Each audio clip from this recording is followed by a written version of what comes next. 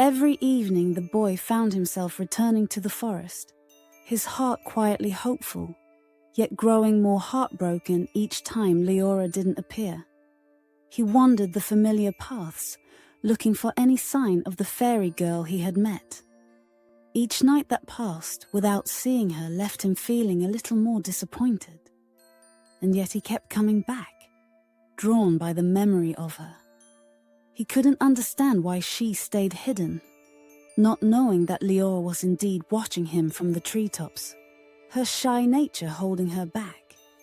Then came the night that changed everything.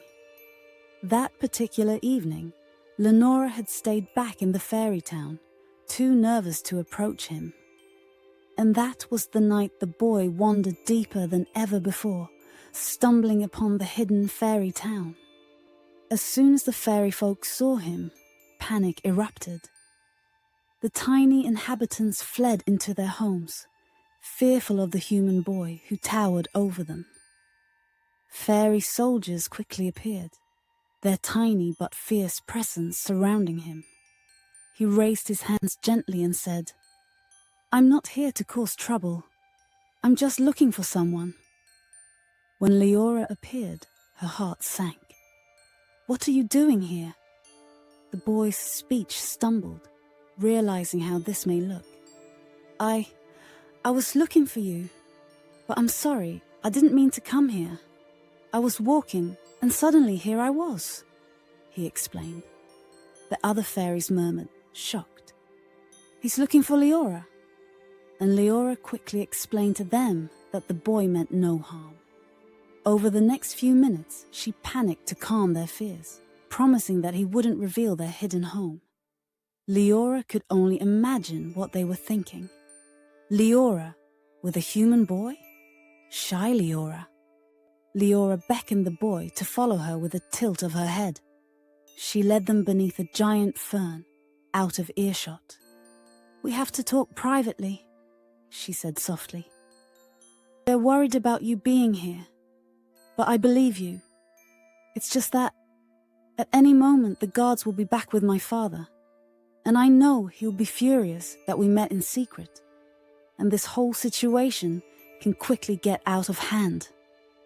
Leora frantically rambled on, sweet yet frantic. The boy gently smiled, feeling a little thrill that she was speaking to him so openly. This was the first time he's ever heard her talk. But he also felt saddened that he is worrying her like this. "I promise, I'm not here for anyone else. I wanted to see you again. I can leave right now if that would make things better for you." Leora looked at him, her eyes softening. "You're different from the others," she admitted. "I was surprised when you kept coming back." He laughed a little, running a hand through his hair. "Well, now you're just teasing me. But truthfully, Leora," he looked at her deeply, "I'm glad I did." As they talked, the boy realized how beautiful and kind she was, and Leora began to trust him more with each word. By the time they finished talking, there was a new warmth between them, a hint of a deeper connection. As they spoke quietly, a shadow fell across them. Even though the fairies were small enough to fit in the palm of his hand, the boy could feel the authority in the presence of the fairy king, his crown glimmering spectacularly.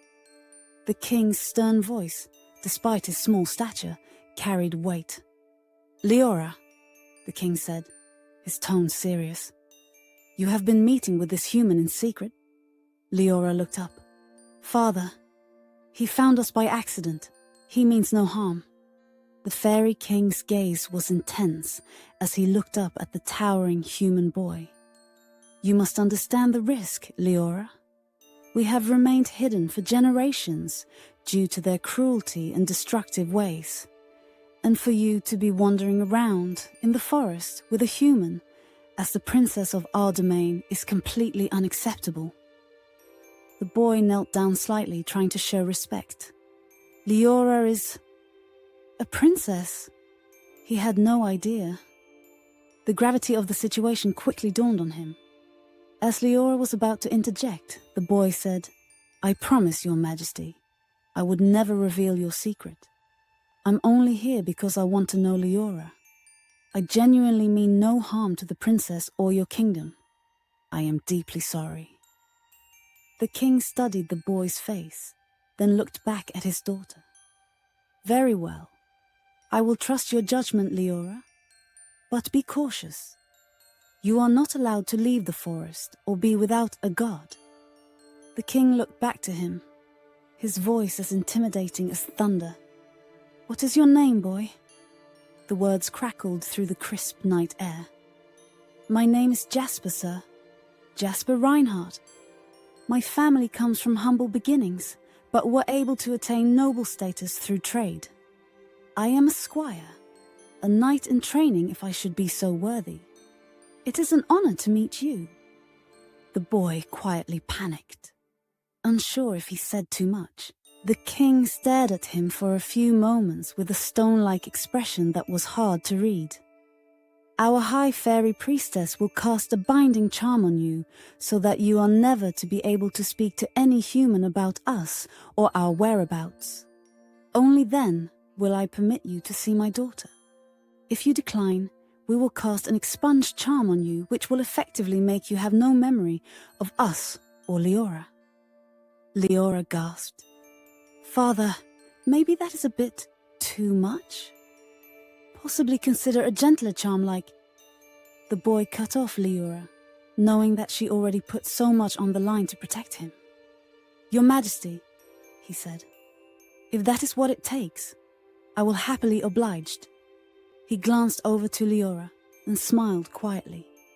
She saw that twinkle in his eyes, the same twinkle from the first night they met, and she nodded gratefully. "Thank you, Father." With the king's warning lingering in the air, the boy realized just how much trust Leora was placing in him. It deepened their bond as they stood together, the moonlight filtering through the leaves like a gentle spell.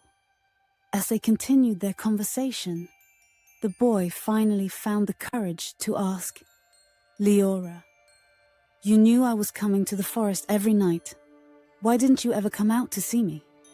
Leora hesitated, her gaze dropping for a moment before she met his eyes.